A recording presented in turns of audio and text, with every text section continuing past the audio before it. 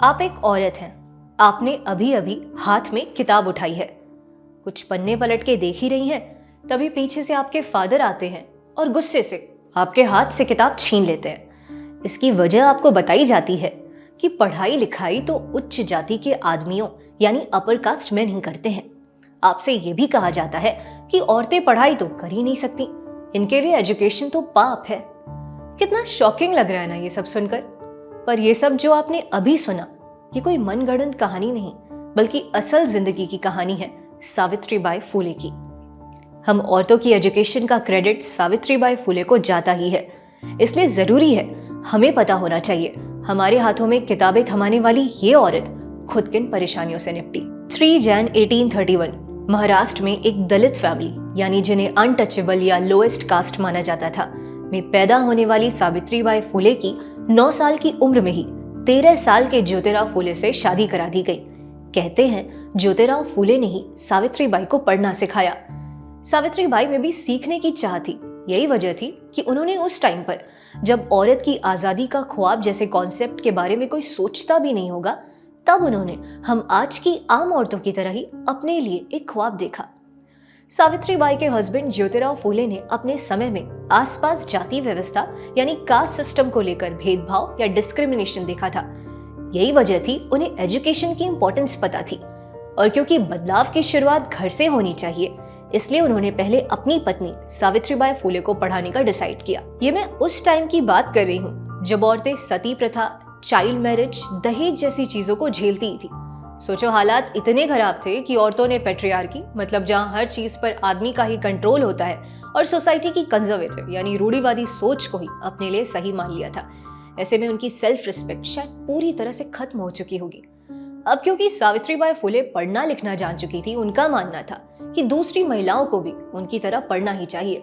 सावित्रीबाई फुले की मराठी कविता की हिंदी में एक लाइन है, ज्ञान के बिना सब खो जाता है, ज्ञान के बिना हम जानवर बन जाते हैं, इसलिए खाली ना बैठो, जाओ जाकर शिक्षा लो। आगे चलकर सावित्रीबाई और उनके हस्बैंड ज्योतिराव फुले ने मिलकर देश का सबसे पहला लड़कियों का स्कूल खोला।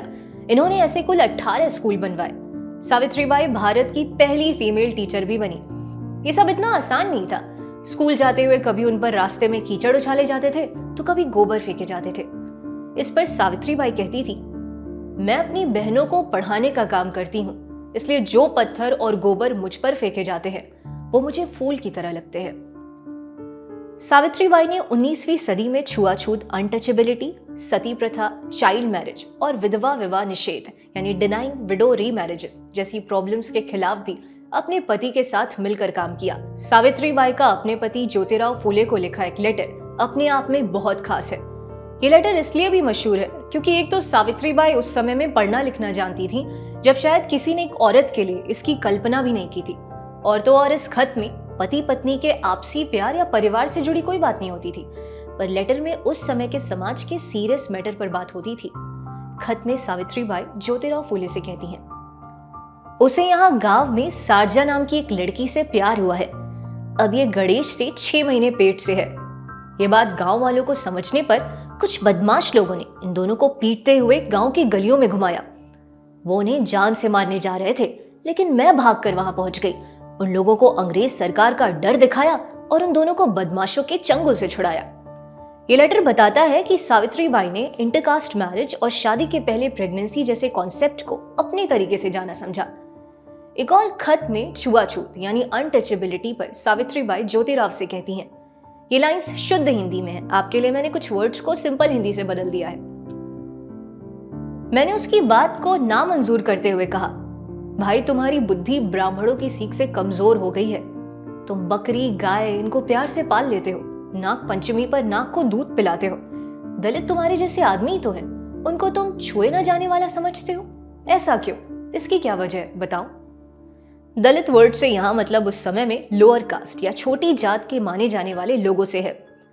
कहते हैं सावित्रीबाई के हस्बैंड ज्योतिराव ने जब अपनी आखिरी सांस ली थी, तब उनका अंतिम संस्कार भी खुद सावित्रीबाई ने किया था, जो आमतौर पर आज भी हमारी सोसाइटी में आदमी ही करते हैं। जरा सोचिए, उस समय में इतने रिस्ट्रिक्टेड सोशल नॉर्म्स के बीच सावित्रीबाई ने जो कदम उठाए, उसके लिए कितनी हिम्मत चाहिए होगी। ईयर 1987 में प्लेग महामारी की चपेट में जब भारत के कई हिस्से आ चुके थे, तब इन जगहों पर सावित्रीबाई फुले बीमारों की मदद के लिए जाती थी, जबकि उन्हें पता था वो कभी भी खुद इस महामारी की चपेट में आ सकती हैं। और आखिर में वही हुआ जिसकी पॉसिबिलिटी थी। सावित्रीबाई भी प्लेग से संक्रमित हो गई और 10 मार्च 1987 को इन्होंने अपनी आखिरी सांस ली।